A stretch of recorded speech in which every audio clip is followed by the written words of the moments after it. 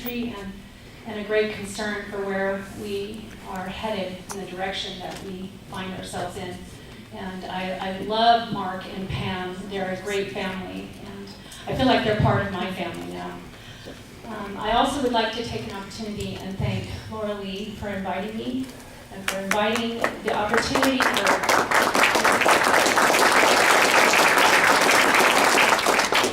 for allowing us to debut this documentary, episode 1 here. It has been amazing to be on the road, traveling across this country with this documentary series, and to meet wonderful people like you. You know, in the beginning it was quite different and difficult after LaVoy was murdered. Our family wasn't so certain about the people in America and whether or not there were those who valued life, the First Amendment, the ability to be able to speak your mind. We were,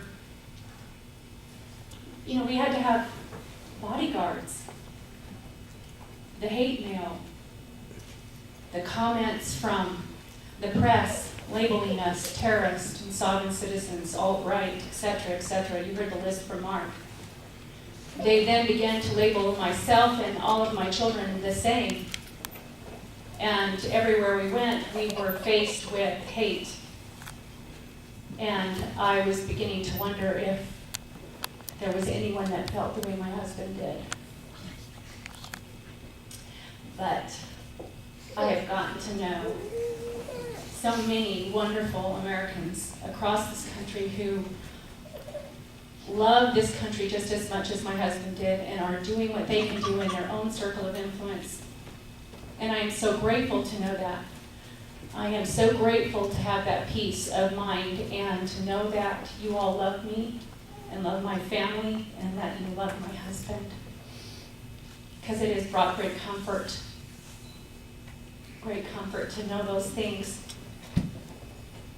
In the midst of all that was going on, right after the funeral, we realized real quickly, our family, that we had to take back control of the narrative of what they were, how they were describing my husband and what they were saying and what words they were using. We knew that we had to take back control of our lives because it was spinning out of control and everybody else was like pulling at us, you know, their agendas, come here, come there, do this, do that, do this interview, do that interview, do da-da-da-da. And I'm not one that takes real easy to somebody telling me what to do. Just ask LaVoy. He would tell you the same. But he liked that about me, and I liked that about him. So our family got together shortly after the funeral, and we decided that we needed to have a mission statement so that we could stay focused on what our family was going to do and how we were going to represent ourselves and what messages that we wanted to continue to talk about. And of course they included what LaVoy was standing for. And this is what myself and my 12 children and their spouses came up with. I keep the light on my phone. We, the Finicum family, seeking to better understand, maintain, and defend our God-given rights to further our eternal happiness, will virtuously let our voices be heard, educating on the principles of the Constitution, and our testimonies be seen for personal property rights, liberty, and freedom, and one that has become even more near and dear to us as of late, the importance of life. And so with that, our family has continued to try to stay focused in those areas. And part of my mission has been to be the guardian and the keeper of my husband's good name. That has been very important to me because he was a man of great courage and enormous integrity. I never had to question him, not 1 minute. If he said something, it was so. And and I'm proud of him.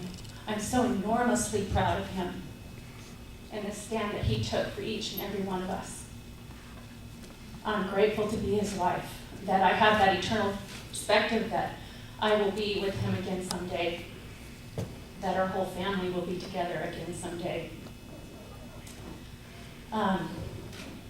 So that has been my mission, to kind of bring to you, through this documentary series, who LaVoy was, what he was standing for, and why he went to Malheur. And isn't it wonderful that he left me with so much video? You know, he can speak for himself. He has his day in court. He was not afforded the due process in our legal system. He was murdered without cause, without warrant, without reason.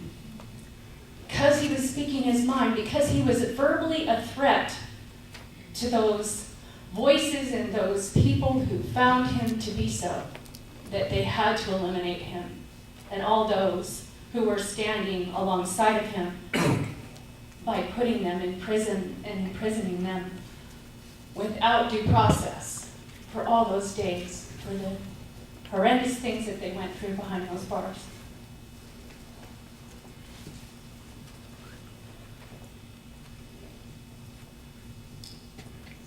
I'm grateful to be here and to be able to bring you LaVoy.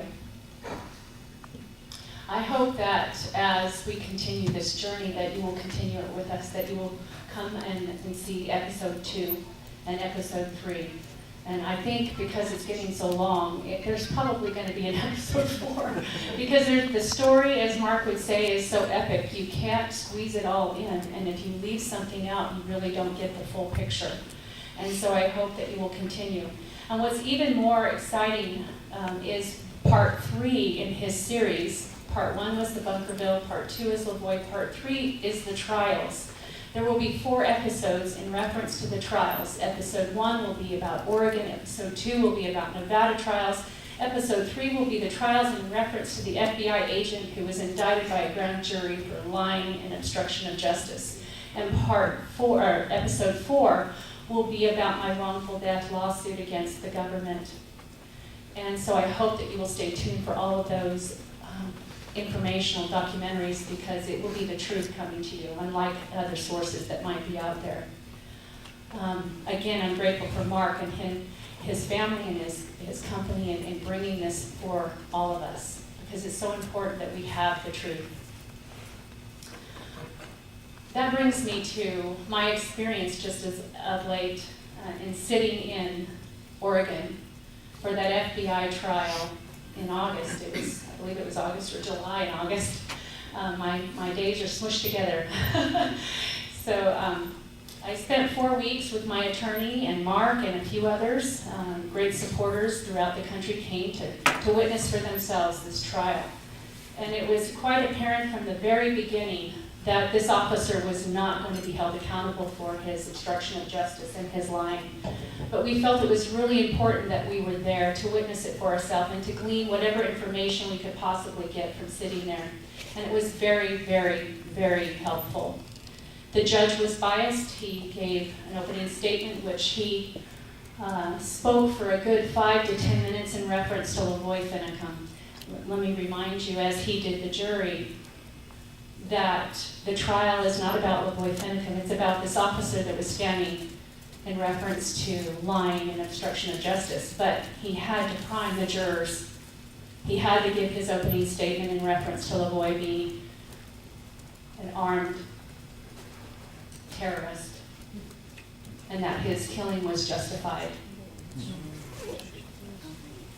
And we knew that even before that opening statement that this trial was doomed, because they didn't allow the public in to witness the jury selection. We weren't there to witness the questioning of the jurors. So it went on from there that every single day that they brought another officer in, that their first questions were, did you consider LaVoy Finicum to be armed and dangerous? Did you consider LaVoy Finicum to be armed and dangerous? And again, I remind you that this trial was not about LaVoy Finicum. This trial was about the FBI agent who was indicted for lying and obstruction of justice. But again, they had to set the stage for the jurors to not want to hold this officer accountable for the illegal activities he was involved in. We were able to glean a lot of evidence that was coming forth in reference to the testimony that these different officers and experts were giving. It was quite interesting to find out that at the very first stop, they were in compliance as testified to by an FBI agent. They were issuing them commands and they were complying. But then an Oregon State police officer fired a lethal round at the vehicle, which then escalated it from that point, which was also testified by an FBI agent, that single act escalated the whole incident. It escalated it to the point where the people in that vehicle felt unsafe, and again, my husband felt like he was being bullied. And they wanted to go somewhere that they felt that they could be treated with fairness. And that was to the sheriff in the next county, and that is verbally what he was saying in that vehicle, that I'm going to the sheriff in the next county, and if you want to arrest me, you can arrest me there. And as they left that stop, it was testified to in court that Officer 1 of the Oregon State Police then radioed ahead to Officer 2 saying, "We're going to have to kill Finicum." Wow. That was testified to in this FBI trial by agents. So they already had in mind to kill him at the first stop. No warrant, no due process, murder. And as he came around that blind man's curve and could see what was ahead, he began braking. And it was testified to that he began braking and reduced his speed from 75 miles an hour to 55 before plowing into the snow. You've got to understand there was like 8 to 9 seconds for reaction time. And all the while he's being fired upon, and as he's exiting the truck, he's being fired upon again, and then he's murdered with 3 bullets to the back by Oregon State Police Officer number 1 and number 2.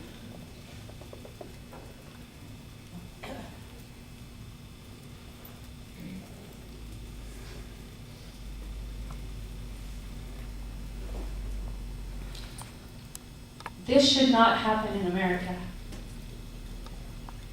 We have the process that we have for a reason, so that the innocent aren't murdered or hung. We need to step back and we need to reevaluate this, and we need to change what is happening. And it is our responsibility to do so. The founders left it that way for you and I to be the ones to make the difference, to hold the governing accountable.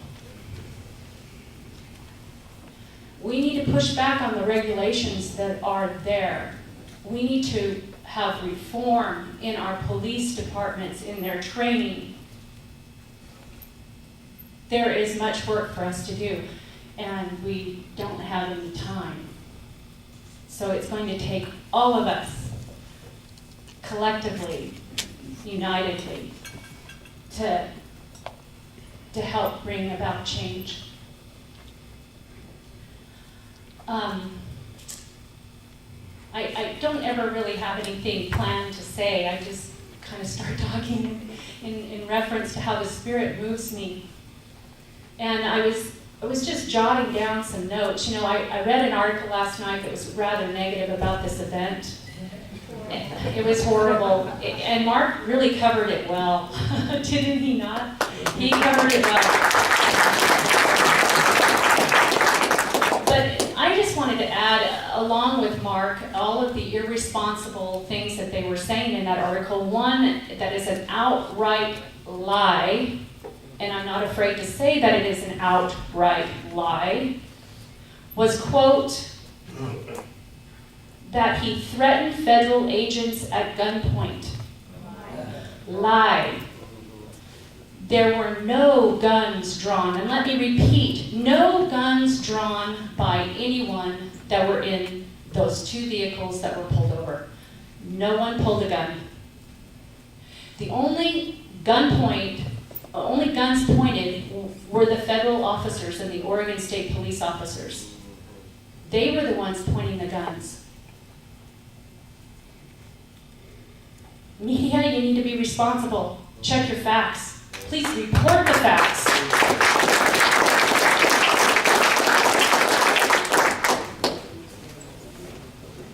The American people want to believe in our media.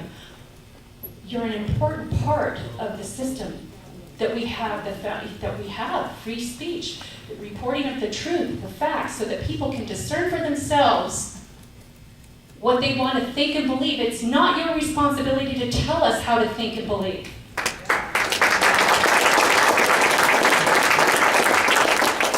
So I implore you to speak the truth and not your opinion, so that we can then move forward with doing what we need to do. Because we're not mindless drones, as much as everybody would like to think that we are, that we can't think for ourselves, because we can. We're intelligent human beings. And I want to be treated as such. I don't want to be treated with disrespect and thinking that I'm going to swallow whatever you give me, because I will not. I will do my own investigating. I will do my own research, because I cannot trust this arm of our system, the media. I applaud the media that is taking responsibility, that is reporting the facts unbiasedly. I appreciate that. We need more of you. Thank you. I want to say that I support and I am so appreciative of law enforcement who serve every day. I have law enforcement members in my family, and I'm grateful for the service that they render, each and every one of us. It is a hard job, and I wouldn't want it. I'm grateful for the people that are good and that are trying to follow the law in the FBI. I know that there are good men and women that serve in both of those agencies. I know that there are good men and women that are trying to stand up and do what's right, like Larry Wooten of BLM, the law enforcement investigator. He was a whistleblower who stood up in the face of incredible odds to do what was right, so that the Bundys and everybody that was in jail could be set free with the truth. The truth, people.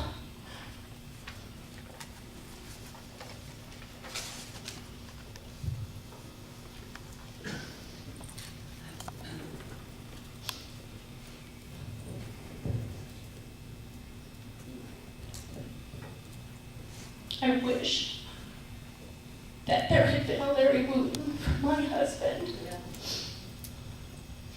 But I think that we will get one in our trial and in our wrongful death case. I have faith. I remember those words that my husband gave me before I left. To have faith, to take courage, that God is in charge in all things. And I'm grateful for that. You know, when we sat and gave the pledge, we talked about liberty for all. That's what this United States is about. It's not about select groups. One group versus another. That's not what was intended in this America. And I'm sick of the media continuing to slice and dice us up into different groups, pitting one against the other with such hate and disdain. It is not acceptable anymore.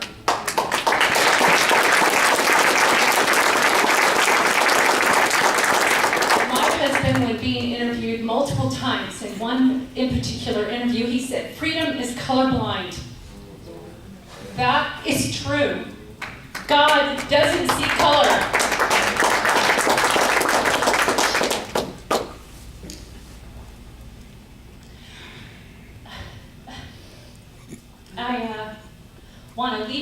happy story, because this can be really overwhelming and very hard and heavy. I want to talk to you about the time that I met LaVoy and how we first met. I was about 32, I think, maybe 33, right around there. And yes, I was older than LaVoy, and he loved to tell everybody that. But only by 6 months, so hey, it wasn't a whole lot. But it was a church singles dance in St. George, Utah. And it was back in the time when you could do line dancing, and us ladies didn't need a partner, and that was really good because most of the men just sat in their chair or held up the wall, right? Isn't that what they do at these dances? But in walks this gorgeous cowboy, and I still see him that way. Every time I see him on the screen, I think, oh, what a handsome man. And in my mind's eye, I can see him walking along the wall, and then in front, and he sits up on the stage, and he's just sitting there watching us girls dance. And I'm thinking, boy, I hope he asks me to dance. One of the women must have got tired of doing line dancing because she then organized us into a barn dance where we were all in a big circle. And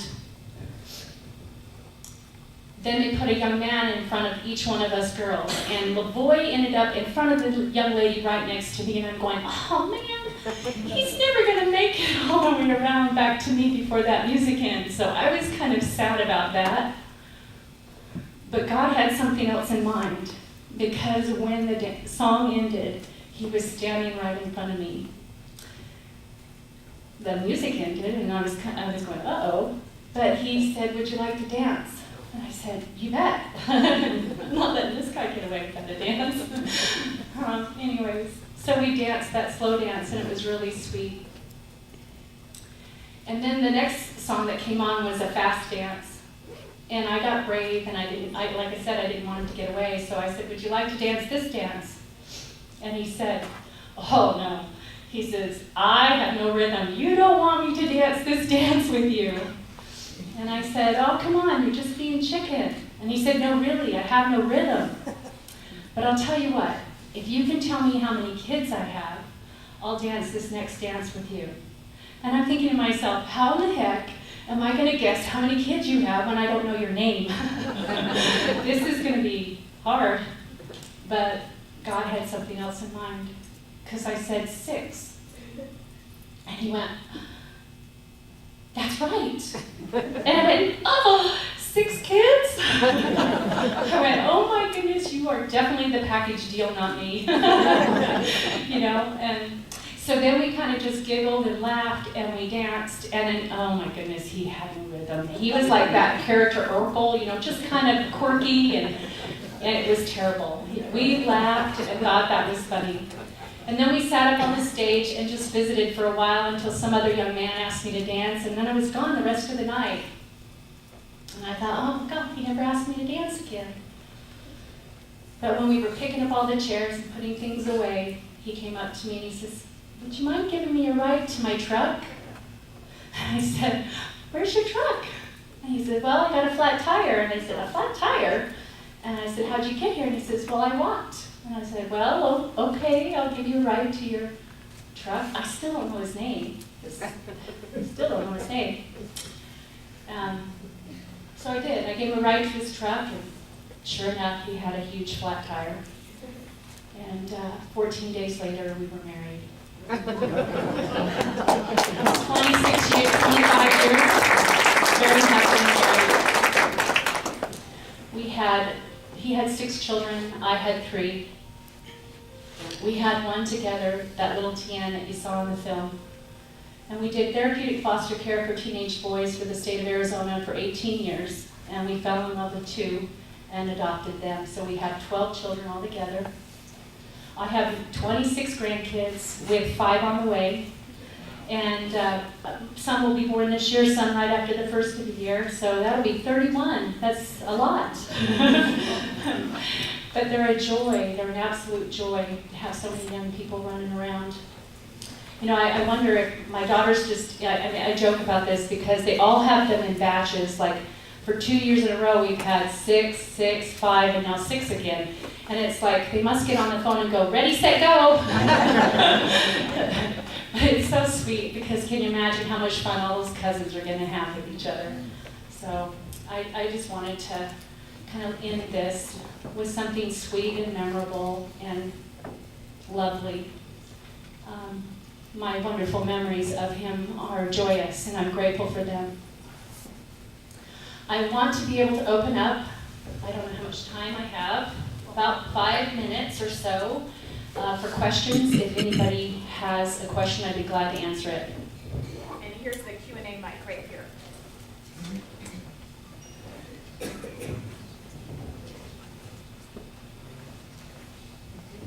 And I'm good with not taking questions. Okay, well, thank you. Oh, go ahead. Tell us a little bit about your wrongful death suit. What's happening and when's that going to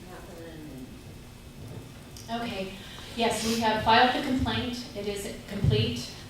We are dealing with the motions to dismiss. My attorney has said that we will be finished with all those motions, the bantering back and forth, by February.